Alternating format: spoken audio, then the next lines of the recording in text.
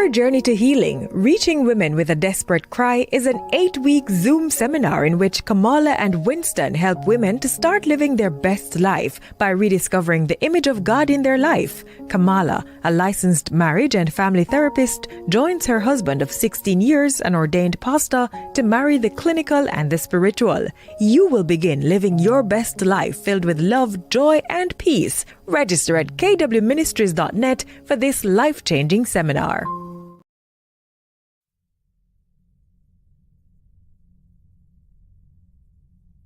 So anxious resistant. So remember there were 4 categories, right? Mm-hmm. So anxious resistant kids were on the opposite end of the spectrum. They didn't have a lot of self-confidence. They really clung to their caregivers, whether it's parents. When I say caregivers, I mean parents, grandparents, just old people in their lives who were, really part of that initial bonding experience. For these kids, they tended to have really exaggerated emotional reactions to stuff, but they also kept the distance from their peers. How did this translate into adulthood? That translated into anxious, preoccupied adults. Mm-hmm. And so they kind of formed less secure bonds with partners and feel really desperate for love and affection.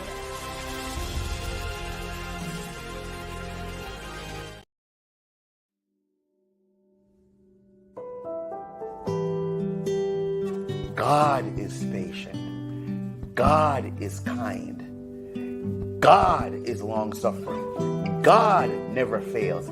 God always hopes. God always trusts. God always perseveres. God doesn't envy. God doesn't boast. God doesn't seek his own, but is always seeking what's best for you. God rejoices in the truth. That's right. God doesn't define love. God demonstrates love.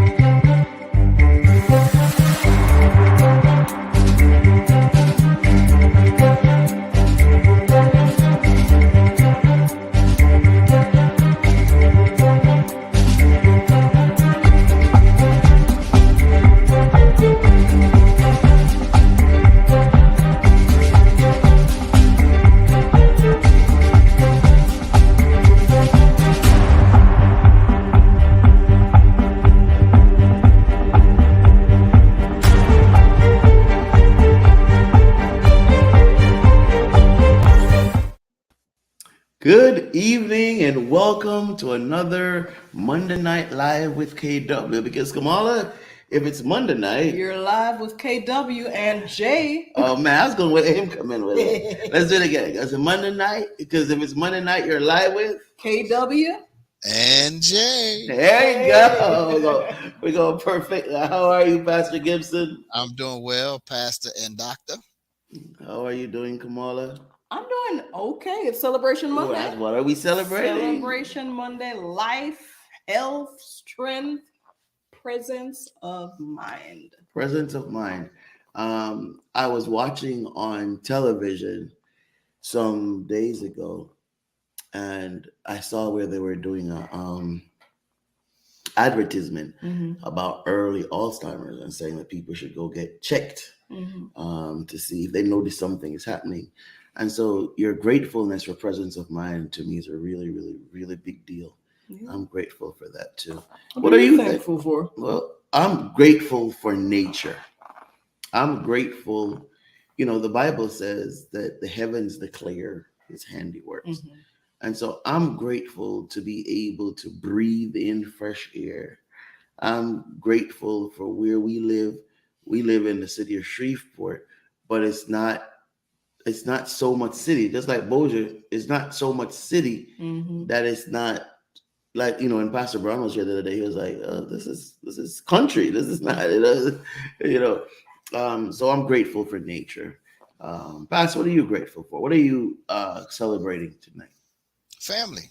Yeah. Celebrating family. My wife and the kids. We talked to our oldest grandson today, who's 25, that lives in Florida. So it was just great to be just family. I was talking to my daughter earlier, and I was venting about some things, and then I started crying. I said, "Babe, you shouldn't have to be my therapist." She said, "But Dad, you taught me to be this way." So, I'm thankful for family. That's good. That's good. Yeah. I'm thankful. Go ahead. No, I was just going to remind those of you who are watching that we want to hear from you too about what you're celebrating, because we're trying to revamp this whole Monday thing where, you know, it's just collectively we're like Monday blues. Oh my gosh, it's Monday. We don't want to do that anymore. We want to celebrate. And we're not advocating lying to yourself. We're not advocating if you're having a bad day to say, "Oh, I'm not having a bad day." We're saying within the bad day, find something to celebrate. Always something to celebrate. If I can think there's something to celebrate. Yeah. So what do we do here on Monday nights, Kamala? What do we do? So, guys, Monday nights, one of the things that I want to remind you to do is jump onto www.kwministries.net/shop and check out some of our amazing, amazing deals. I'm excited to announce that we have some new products coming up that we're trying to get ready. I know you were working on yours last Sunday. I was. That we're trying to get ready for December. And I don't know if you have it handy.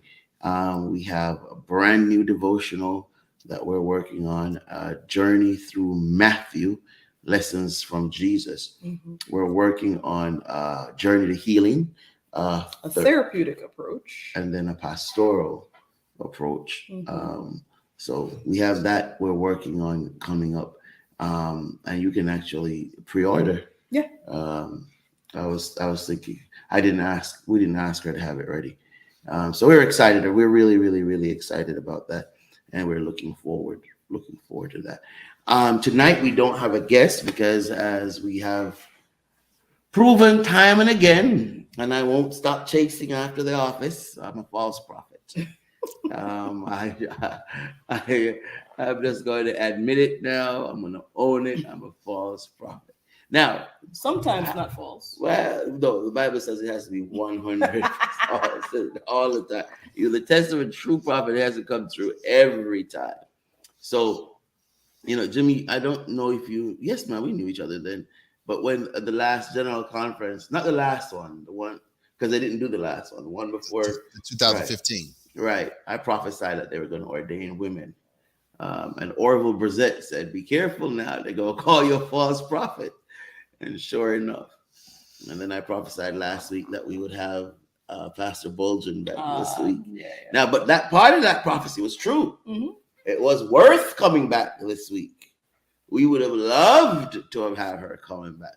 She just gracefully, And that's life. yeah.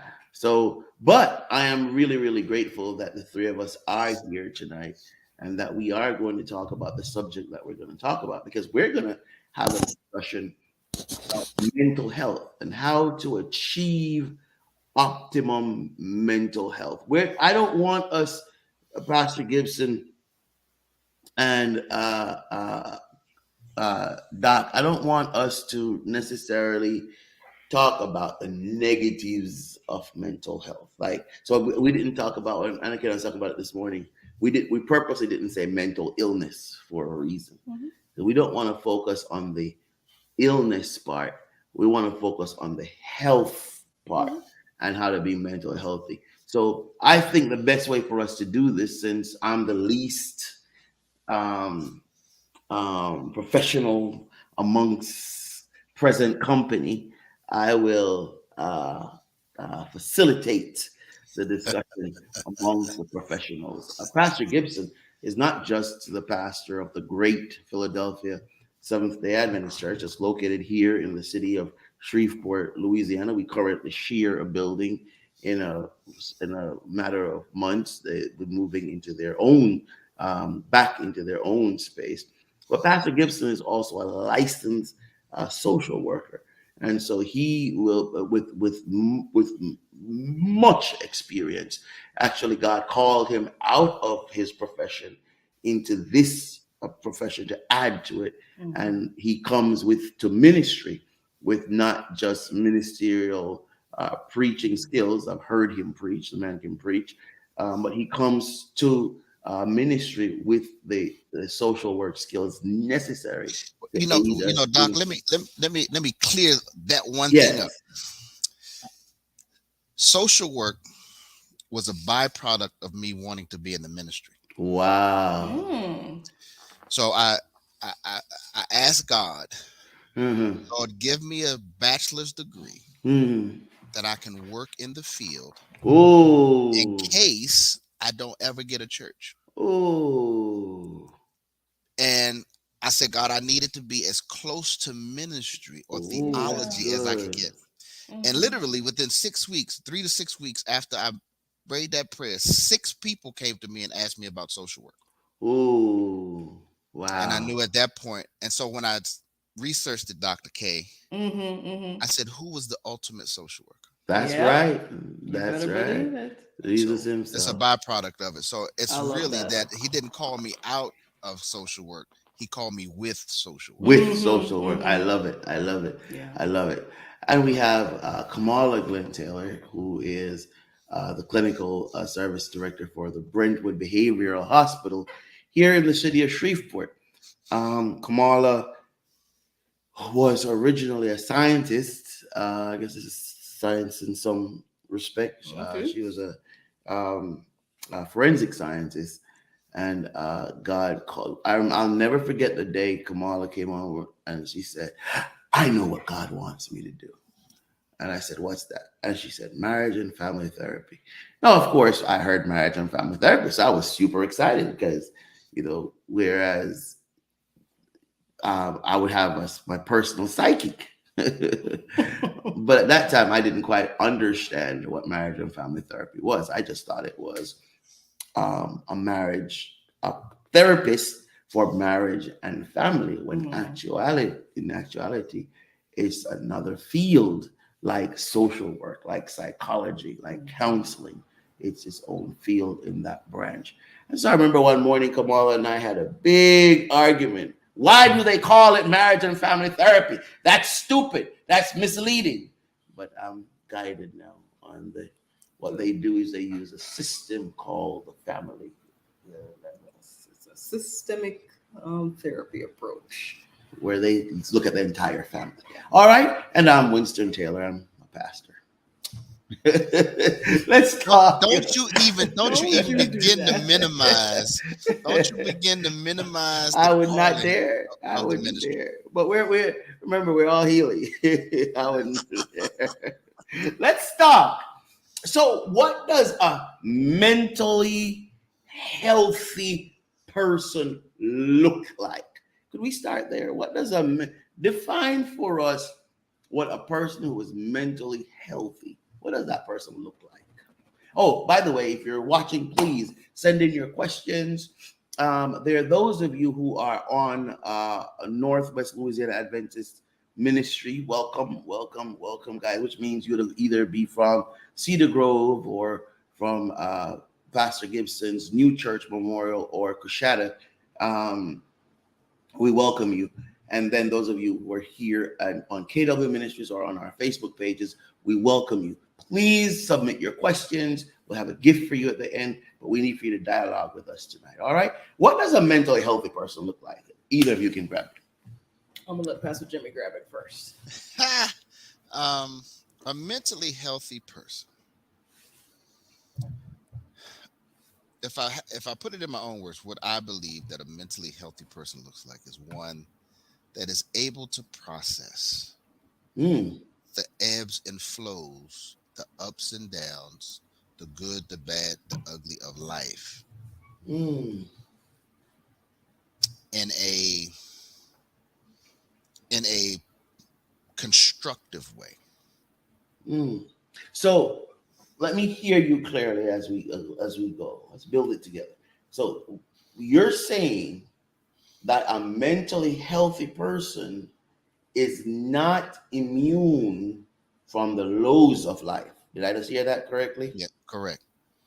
It's being able to know that you're in a low. And it's being able to understand the high may not last as long as you think it's going to last. That somewhere there's always somewhere in between, and it doesn't mean that it's a negative thing.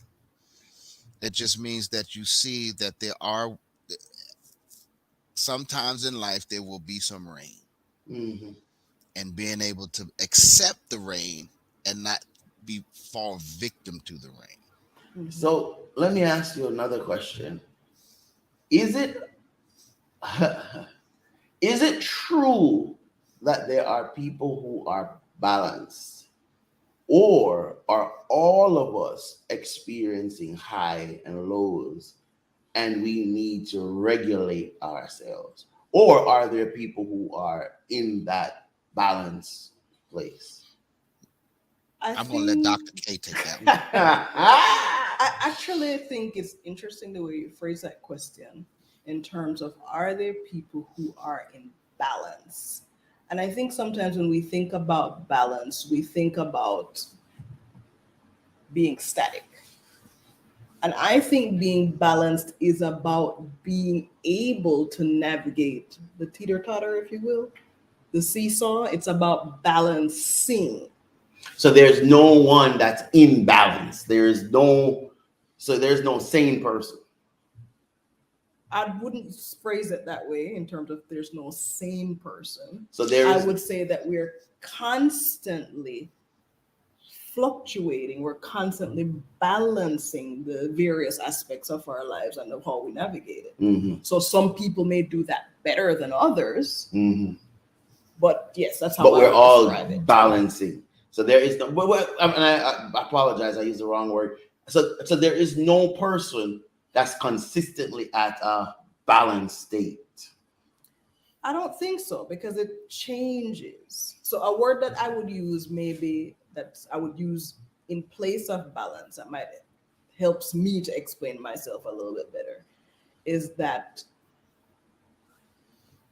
we're all kind of navigating homeostasis. Right.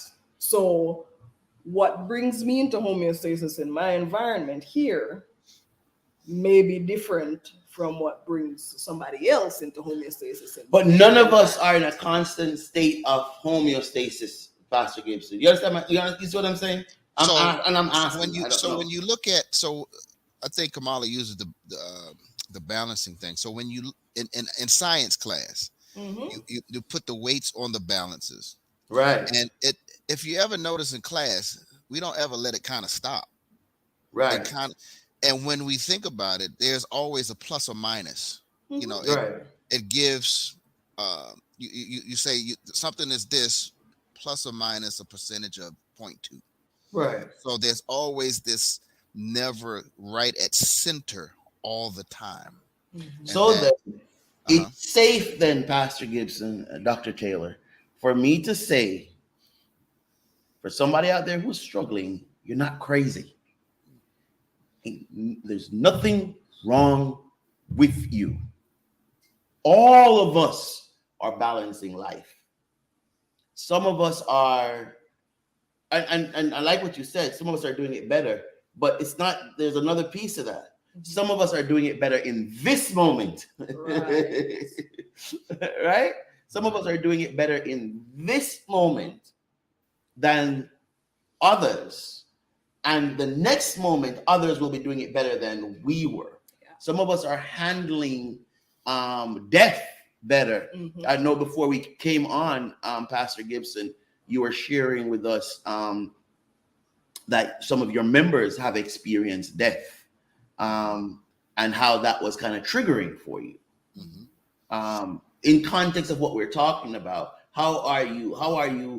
Here it is. Here's ready. Here's the question. How are you dealing with this in a healthy way? So over time, understanding the whole death process, this death period, understanding it doesn't mean that I don't have. So how I'm handling it is, it triggered when one of the members' moms passed. It triggers me thinking about my mother. And instead of thinking about the negative side of me not having my mother, I think about what my mother instilled in me. So as I was preaching the sermon on grace this week, it brought me back to the moment that my mother showed me the grace of God. That's good. And the grace of God was, I was a teenage dad. I was a teenage 17, 16. Just told my mother that I'm going to make her a grandmother. And she sits down, Dr. Kamala, and says, after I get home thinking I'm going to get the worst beating in my life, that I'm going to have to call Child Protective Services, that we sit down, she sits in the kitchen, I'm sitting in the dining room, and she looks me in the eye and says, what are we going to do? Woo! I love your mom. And so then with that, as part of her grace, she says, you have it this time, but if it happens again, I don't know if it's going to be the same. But those triggering things that brought back, okay, I don't have my mom, and it hurt. But then I remember, man, my mother Filled was with something grace. else. She was something else. And so how it allows me to manage it is that I can weep and not feel overwhelmed by someone else's grief, that I can share in their grief with them empathetically, but yet not enable anything that may be destructive. And so it's taken me time. My mother's now been gone for 17 years, 16 years, somewhere around there. But it's taken time. And now I can talk about it in spaces like this without crying. Now, maybe when I get off I may cry when I get off. But I now understand that, it's okay to hurt. It's okay. It's to give your space the grace to say it's okay for me to hurt. Yeah. Kamala, what I heard him talk about just now that I'd like for you to help us with is a coping mechanism. So he got triggered. A member shared with Pastor that I lost my mom, which triggered him. Are you with me? And immediately he had many choices. He could go into depression. He could lock down and not be able to deal with that member. But what he opted to do was to remember the graces of his mom, to remember the positive things about his mom. That's a good coping skill. How is being healthy? How is being mentally healthy? How does coping skills help us to be mentally healthy? And what are coping skills? So I think first that we have to give ourselves grace no matter what the circumstance we're in. Mm-hmm. And so coping is not just about... What do you mean? Because Pastor just said that. Yeah. Grace. What do you mean by giving ourselves grace? Without losing your last. Accepting that change happens, loss happens, difficulties arise, challenges arise. We have histories, we have futures, we have current experience. Don't hold myself to some high emotional expectation where if I don't reach it, I feel like I'm a failure. So don't judge myself for like where I currently am, because what I'm currently experiencing. Because one of the things that Pastor Jimmy spoke about just now, in being able to reflect on Mom and what she brought into his life, he's showing this gracefulness to his own process that allows him to be able to look at those aspects of his experience with Mom. Mm-hmm. And that's different 17 years in than where it would have been 17 months in. Mm-hmm.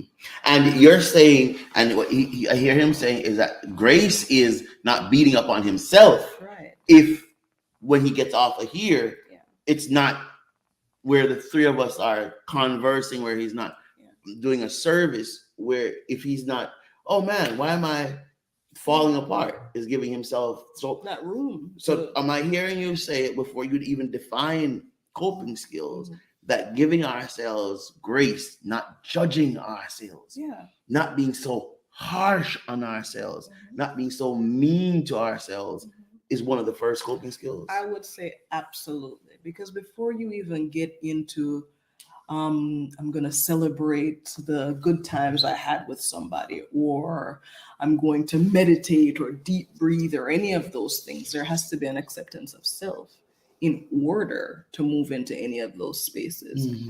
So there's lots of coping strategies out there, and it differs from situation. It differs by person. And so we can probably get into those a little bit more. But I think a definition of it, staying here in the acceptance phase of things, is one of our fundamental ways that we cope. Acceptance. You know, to add to that, so Dr. K, you mentioned it. So 17 months in, I hadn't processed the grief.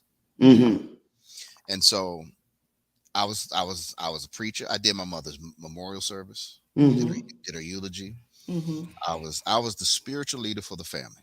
My uncle was in Florida, so I'm trying to lead my children, and I did not give myself the space, the grace, and the grace.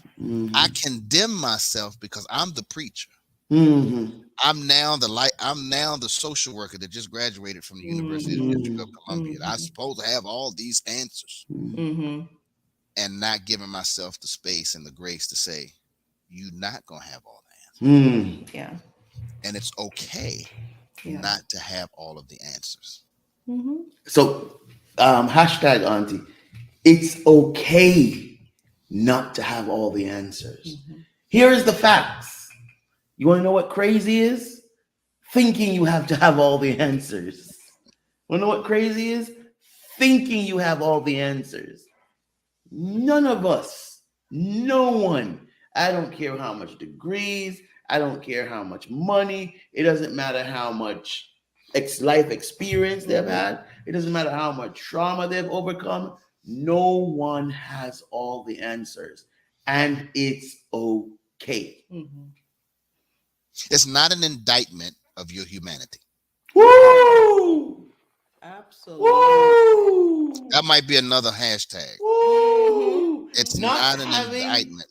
Not having all the answers is not an indictment of your humanity. And I hope we can pick up at that humanity discussion.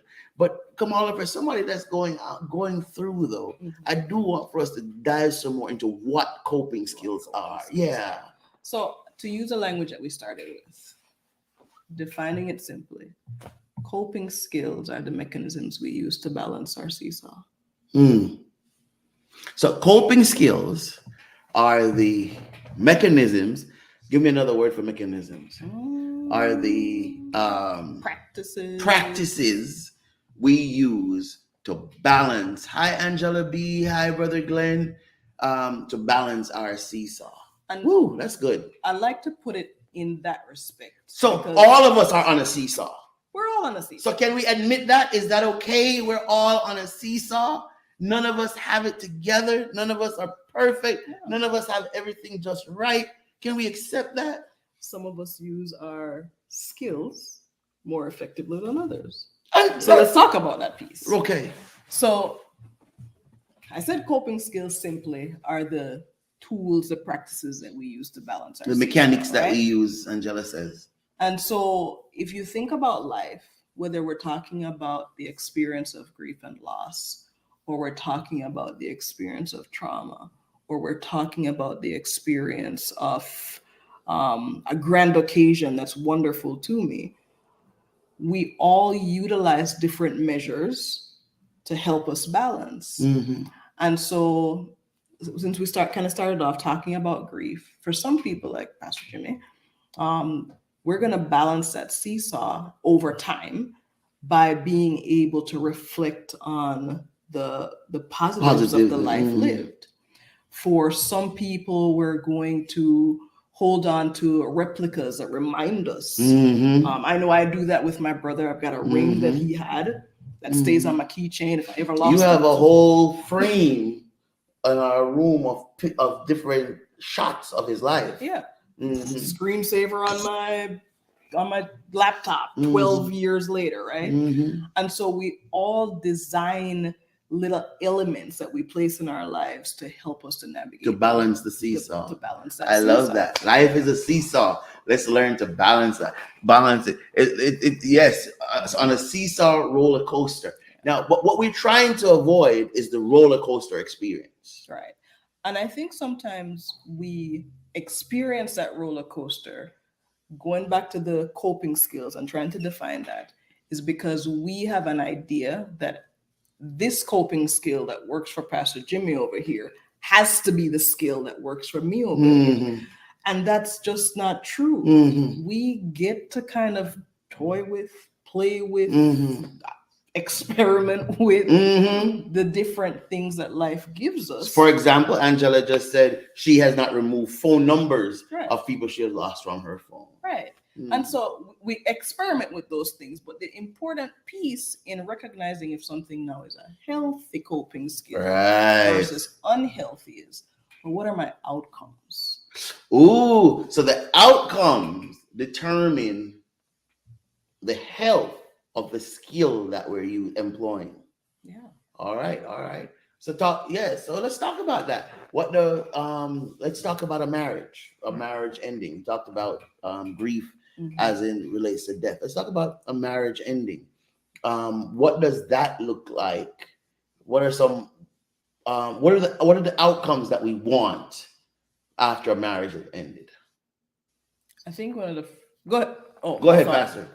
No, I just said and because I have experience in it. Oh, as have I. To go through the divorce, and it takes time to navigate what caused the separation in the first place. So then you say, what caused the separation?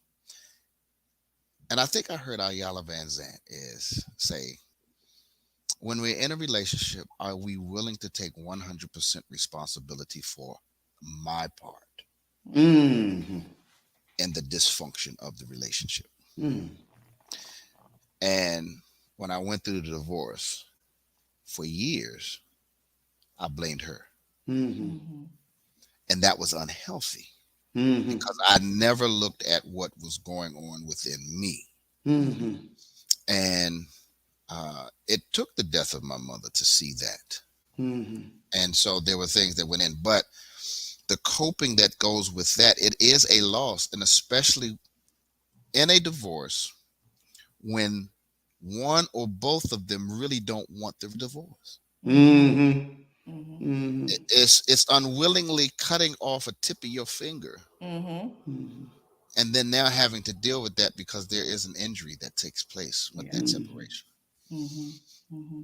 You know, as you were talking about that, Pastor Jimmy, I was thinking about, you know, before someone can even get to the point of being able to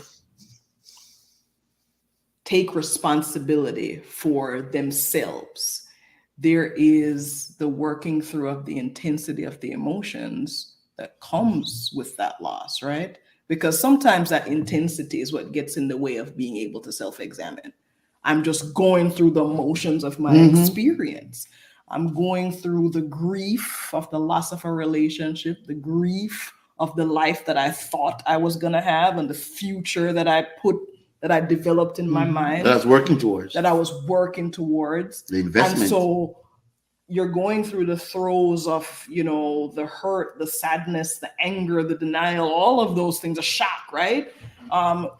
Almost in the same way that you would grieve the death. Here's my question again. Where do I want to be, though, on the other side of it? So for marriage, where do I want to be? What does my healing, we're all on a healing journey, and the healing journey never ends. Where do I want to be on that journey? What's a good place to be? I think where Pastor Jimmy started talking about being able to be in a place to be able to reflect, to be able to manage my emotional state. I want to say in a healthy way, but that doesn't really give you much of a definition. But to be able to experience my emotions and not act rashly on them. Irrationally. Right. Okay. And to be able to. So it's not that and again, the theme keeps coming back. It's if I went through a divorce, it's not that I'm not going to feel bad at times. No. It's not that I'm not going to be triggered. It's not that there's not going to be a scent that's going to trigger me. It's not that there's not going to be a memory that's going to trigger me. It's that I am able, I think Pastor started he using the word process. Is I'm going to be able to process this in a you didn't want to use the word healthy, in a way that is not, I'm not being destructive. Yeah. I have another one. How about this? As a child, where a parent was disparaging, where, we look up to our parents, we look up to our parents, our authority figure. And a parent would say to a child, "You'll never be anything," or a parent will say to a child, "You're bad," or a parent will say to a child, I know of a situation where a parent said to a child, the child was not dressed. The person's an adult now. The person was not dressed. They're teenagers, and they just were, and the dad called her a whore. And as an adult, in retelling childhood stories, that's the first injury that comes. What are the coping skills to deal with that kind of situation where there's a scar on my heart? The cut isn't there, the injury isn't there, but the scar, the hard tissue is definitely there. What is it? Y'all didn't know I was gonna go in tonight, did you? That's a deep question, and we go into this Erickson's thing that the first level of human development is a trust, is trust and mistrust, and so when each segment of development has a segment of the previous development stage carry over. So and then the next stage has the next two, and then the fourth one has the first three, and so wherever that child got to that point, and then dad says, "You're a whore," or "You're this," or "You're that," "You ain't gonna be this," the whole trust thing now gets damaged all over again. And so now it's, how do you begin to build that trust again with other people? So first, let me hold on, Uncle Jimmy. So first thing, I need to acknowledge that trust has been broken. That trust has been broken. Because sometimes of an authority figure, right? Because sometimes in our marriage, Mhm. we have found where we have had issues Mhm. that has come from, that's carry over Yes. from childhood trauma. Yes. Yes. But if we don't understand where it's Where coming it's coming from, from. we can't heal that inner child. Yes. So Pastor Jimmy just said, acknowledge that trust was broken. All right, go ahead. So And go ahead. no, go Dr. ahead. No, I'm good. You go ahead. I was just gonna say, so you have to name the thing. Name it. Name it. The thing that was broken. Name the thing that was injured. Name the thing that was impacted. Accept Mhm. that while this thing hurt, while this thing injured, while this thing wounded, it has happened. And accept, and no, let's not, we're not rushing this. We're not rushing it. We're not this. rushing it. We're not rushing it. Accept simply means I accept that this happened. And let's even break that down a little bit more, because a lot of times I think we struggle with this idea of acceptance because we associate acceptance with it was okay. Right. Good. And that's not what we're talking about. Accepting in the sense that we're talking about as we're relating this to coping is not about saying this terrible thing that I have named was okay.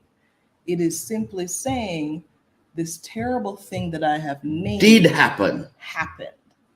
It's accepting the knowledge of.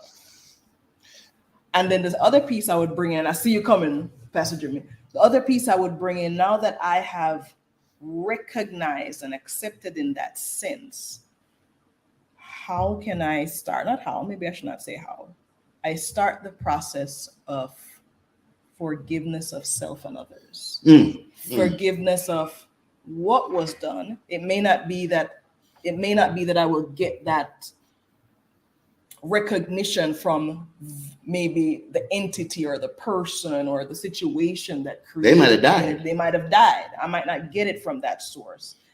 But the idea of forgiving in order to release myself from the intensity of what that event, situation, person created for me, to release myself from that, and also to release myself from the idea, and this is not for everybody, depending on situation, but releasing myself from the idea that I should have known better and I should have been able to prevent this, and all that gets tied up in that. So that self-forgiveness piece, I think, is part of it as well. So I want to come back to the forgiveness when we go ahead, Pastor. Well, I think Dr. Taylor, you just hit it. I have this scar on my elbow right here. I have a scar. And it happened in 4th grade outside of Petworth Elementary School at 810 Shepherd Street, at 8th and Shepherd Street, Northwest Washington, D.C. During recess. I remember it like it was yesterday. Forgiveness is this scar that is there. Acceptance is I fail. I hurt myself.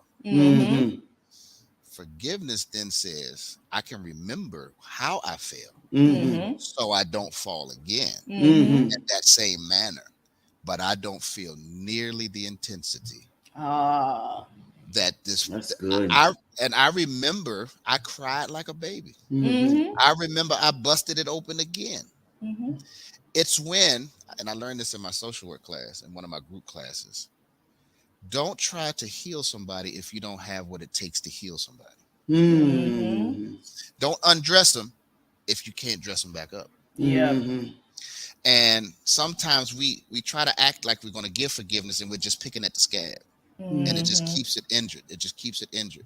But when we allow for time to heal, and again, accepting the fact that I am hurt, and there's some things I need to stay away from so that this doesn't continue to hurt, that the intensity and the level of it, and forgiveness never is about, God is the only one that can forget. God is the only one that can forget. But we gonna remember. And so when I can remember the hurt and I don't have the breakdown, and I might even have a meltdown every now and then. That's the grace. But when I can get to the point where I can see, like you said, I might not be able to see the person ever again. There were some things that I went through with my mother. You know, we talk about the good things, but there were things. My mother was an alcoholic, and coming up as a child, it embarrassed me that my mother was laid out in the dining room, drunk and inebriated, and had urinated on herself and all this other kind of stuff, and I'm embarrassed. After my mother dies, I have to put her picture in the chair and say, "Mom, I forgive you."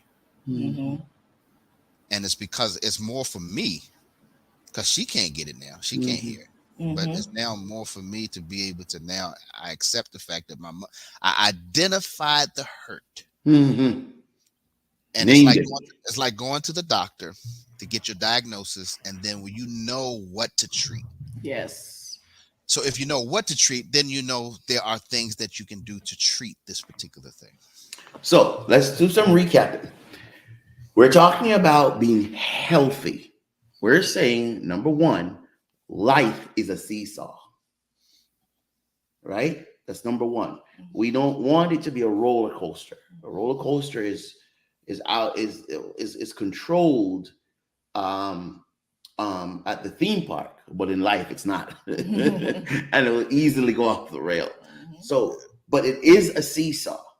And we're saying is what we use coping skills, mechanism, tools to keep that seesaw at the best balance at that particular time with that particular issue that we can.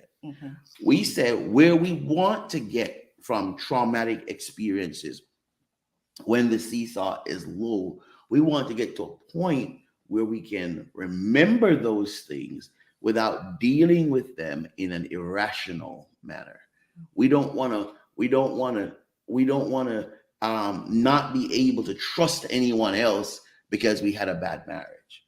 We don't want to not to be scared of death because we lost someone to death. We don't want to deal with things in a way that I love this. We don't want to deal with things in a way that robs us of our inherited joy from God. Yeah, I like that. Yeah. Was that good? That's a good one. Was that good? We don't want to deal with things in such a way that robs us from our inherited joy. Let me just finish recapping. And then when we as we deal with trauma, there needs to be an acceptance. Not on it's okay what happened to me, not on it should have happened to me, just it did happen. And then now there needs to be a forgiveness. And I'm going to let you say what you're saying, and then I want for us to talk about this forgiveness piece of it. I just wanted to touch on what you said about being robbed of the inheritance of joy, because I think something that if we kind of let it settle into our thought process and internalize it, the motivation for having a balanced seesaw comes from being able to experience life joyfully, right? That's right. That's what we want. That's right. That's one of the things that we're grieving when we go through any of the things that we go through. It's the loss of this joy, right? Right. And so why then choose? And no, it's not as simple as a choice, but I'll put it that way. Why then choose to keep the seesaw unbalanced? Right. Because it's what I know, though. Yeah. Right? Because it's what I know. And for many of us, and let's stay right there for a quick second before we go to forgiveness. The balance that we're searching for in life, the seesaw balance has a name. Let's be clear. It's love, joy, and peace. Love, that's what all of us, that's what Pastor Jimmy wants. That's what Kamala wants. That's what Winston wants. We want love, joy, and peace. That's how we want to experience life. Right? Connection, excitement, and stability. Say again? I just thought about that. Connection, excitement, and stability. Right? That's what we want, right? So now, but here's the thing now. There are obstacles to reaching that balance of love, joy, and peace. Mm-hmm.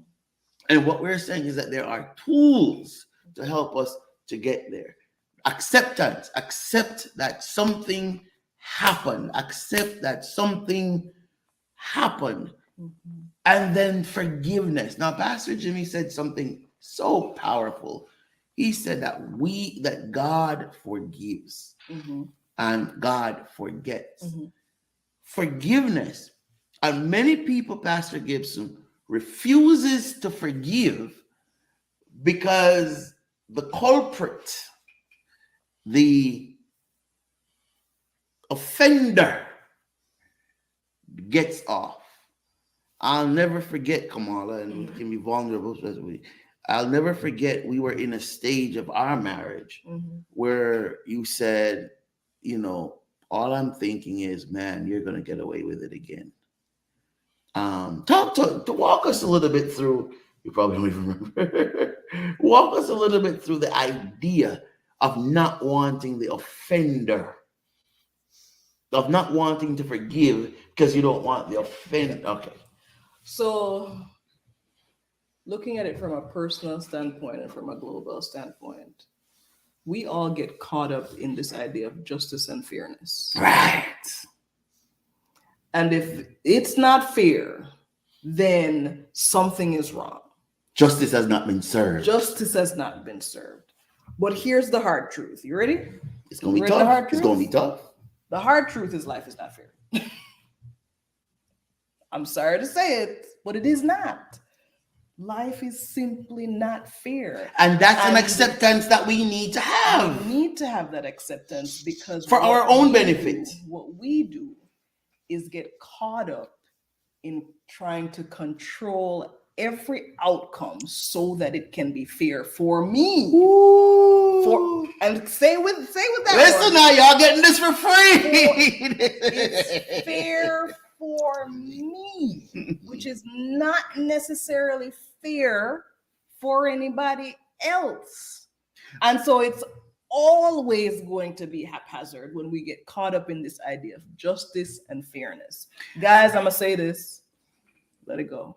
And my search for fairness is going to rob me of the equilibrium of love, joy, and peace that I'm trying to get to. Thinking back to that very same time period that we went through, and I've shared this with you and we've done the seminars. I remember as clear as day, the day it hit me, something that I had said thousands of times at that point to clients. And I used to work with some substance use, dual diagnosis, so lots of recovery language, right? So anybody who's familiar with recovery language knows that serenity prayer is a big thing, right? Mm-hmm. God grant me the serenity to accept the things I cannot change, courage to change the things I can, and wisdom to know the difference. And I remember standing in the secretary's office at the place where I worked at the time, and the thing hit me as a ton of bricks, like, you have no control over this. Mm-hmm. And all of these efforts and things that you are trying to do in terms of being in control is you trying to work on something that's outside of you to make it fair. Mm-hmm. And it's okay that it's not fair. That's not your job. And your not job okay is to balance your seesaw. And not okay as in it's right. No. Just acceptance. Just acceptance. Pastor Jimmy, I thought you were trying to say something just now. No, I just think, that's really the nuts and bolts of it right there. Mm-hmm. Accepting the fact that it's just life just ain't fair. Mm-hmm. It's no different than I'm a big sports guy. Mm-hmm. So I look at guys that sign contracts. They sign a 5-year, $100 million contract. 2 years in, somebody that's playing the same position is now getting $120 million for 5 years. Mm-hmm. So now you go back to your boss and say, I need you to restructure my contract. No, it was fair at the time I gave it to you. Mm-hmm. When you signed the contract, it was fair. Mm-hmm. But now because somebody is doing something different than you, now it's not fair And so, like you say, now I'm trying to manipulate the situation to make it fair for me at the expense of of my everybody else. own joy, but Of my at the own expense joy. of my own joy, because that time that I'm taking to right the wrong, I'm robbing myself of my current joy. Now, something popped into my mind that I want for us to do, because I need, it's 10. All right, we only have 10 minutes left. This was good. But I want for us to end with forgiveness and love. But I do want to jump on this, because in my mind, I just thought of, but when we say injustice now, we're not saying, for example, racism is an injustice. And Martin Luther King and those guys gave up their happiness, not joy. I love it, Lord. Not joy. Gave up their comforts, gave up the pursuit of their amenities to fight for us to have a more just union. So my question, Pastor Gibson, as a resident, natural born American, where is the line between wanting justice, fighting for justice? If somebody kills one of my children, I want to find the perpetrator. Where is the line between that and robbing myself of the joy of pursuing love, joy, and peace? Ooh. When it's the only obsessing Consumes thought, you, and it's the only thing you think about, that becomes totally unhealthy. That's the line that all of us want justice. And so so we want to control how that justice looks, but we don't know. So for instance, we say, I want somebody to have the electric chair because they shot my son cold-blooded. But justice could be have him in general population. No, I agree with you. Have him to be tortured and tormented because my son, as you were pulling that trigger, was tortured and tormented. So am I seeking justice? I want him to get the electric chair tomorrow. No. Not realizing there's a worse punishment. There's an even worse punishment for him to have to live for the next 60 years looking over his shoulder in general population. That's just one aspect of it. And so it's when you become so consumed and that you want to start manipulating at the expense of your own joy. Happiness has nothing to do with it. Right. Your own joy, your own peace of mind, the peace, and that's really the joy. The joy is having the peace that whatever's going to come is going to come to them, and I have to be okay with that decision on how it's going to look. But I can't navigate and manipulate how it's going to be met out. And I have to be okay with that. My thought process adding to that is that it's a different emotional investment. If you use the example that you used of, it was fighting against injustice for Martin Luther King.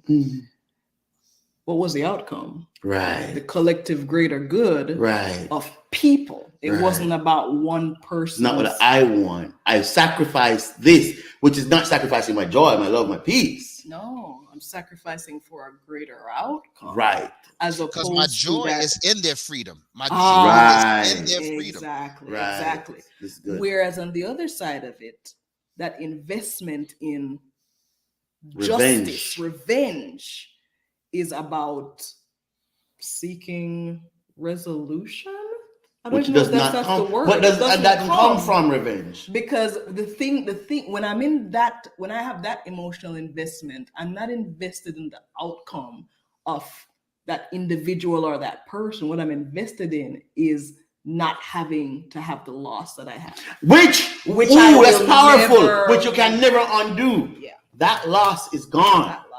And so the very thing that you're fighting for is, and hear this, Let's use our energy. Let's use the fight to pursue our own love, joy, and peace.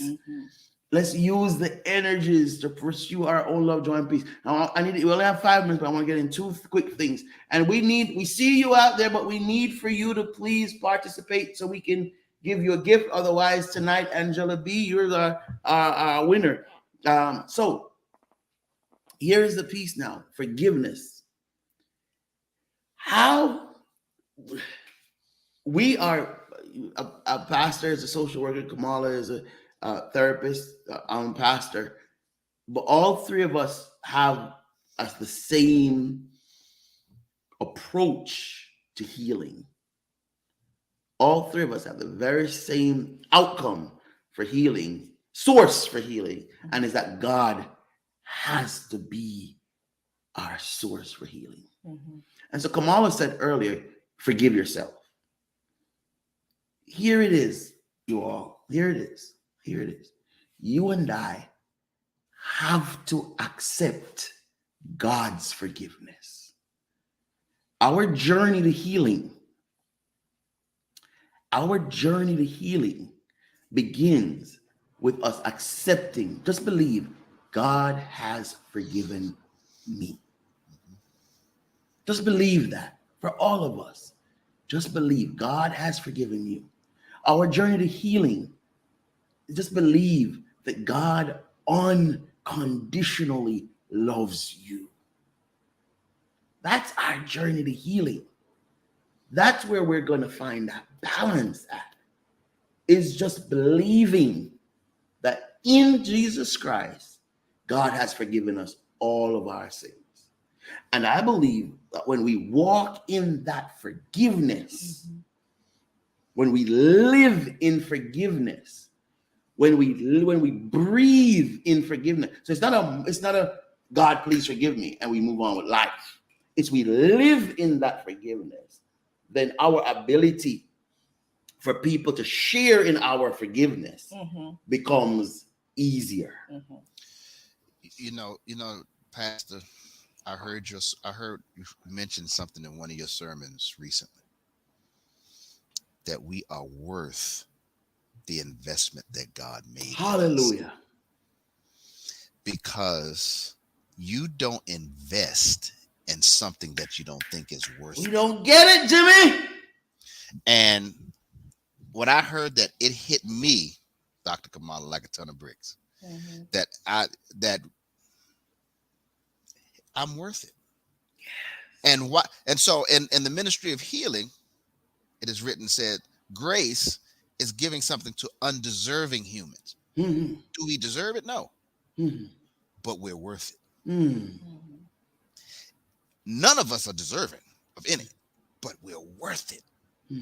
The investment that God put into us. He says to Winston, to Kamala, to Jimmy, to Angela B, to Brother Glenn, to whoever else is watching, you are eternally worth it. Not just right now. You are worth it in perpetuity.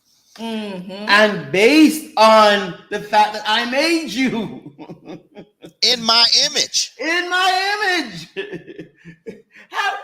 We're done, Pastor. We're done. We only have a minute left. But how do we get our members to get that, man? How do we get our members, what's up, what Elder Clooney and I at Cedar Grove are working on, man, is how do we change the mindset of our members from this, I'm no good, I'm horrible, I'm nothing, to, no, you're worth it. True, your behavior does not deserve it, but you are created in the image of God, and that makes you valuable. In the same breath that we say that we don't deserve it, we say that God doesn't look at the sin; He doesn't. Exactly. Doc, it's schizophrenic. It's crazy. We say that God doesn't He doesn't condemn the sinner, but He condemns the sin. But then you, at the same time, say, "I'm not worth it." Yeah. But we're worth it. Yeah. And I have to know that I'm worth it. And like you say, I think believe and know that if God said You never saw any of the people that Jesus forgave ever say, "Are you sure?" Hallelujah. I haven't seen one. I haven't seen it in any translations. I They haven't seen it believed it that. in any churches. I haven't seen it across any faith traditions. Not one time has he said, "Go sin no more. You've been forgiven." Has any of them come back and said, "Are you sure?" Are you sure? Was I forgiven? And so to try to maybe answer the question that you asked just now, Yeah. how do we get people to believe this? Just like you mentioned, not nowhere could you see in any Bible anywhere where somebody was forgiven and they questioned it, right? Mm-hmm. And the people around were drawn to those people like moths to a flame. Mm. And so if we want people Model. to believe it, we've got to believe it for Model it, ourselves. model it, model it. And that's our commitment here at KW Ministries, that we want to model living in Jesus's forgiveness. We want to model living in love. And okay, I think Sister Angela B is going to be our winner tonight. I believe that's correct. And I know my father-in-law is there, Brother Glenn. He has won so many times, Angela. This is my first time seeing you. You know Angela, Pastor? I'm not sure. Well, so we are grateful that you could join us tonight, Angela. And here is how you're going to win your prize. You are going to head over to www.kwministries.net/claim your prize. It is right there on your screen. If you head on over there. If it's the Angela B that I know, I believe it's the Angela Brown from our church, I believe. Oh, okay. I know Sister Brown. Cool. So it's claim your prize, www.kwministries.net/claim your prize, and you put in that, and then you put in your information, and NK will guide you from there. Pastor Gibson, Dr. Taylor, I think we had a wonderful discussion tonight. I think so. I knew it was going to be good. I hope it was healing for someone.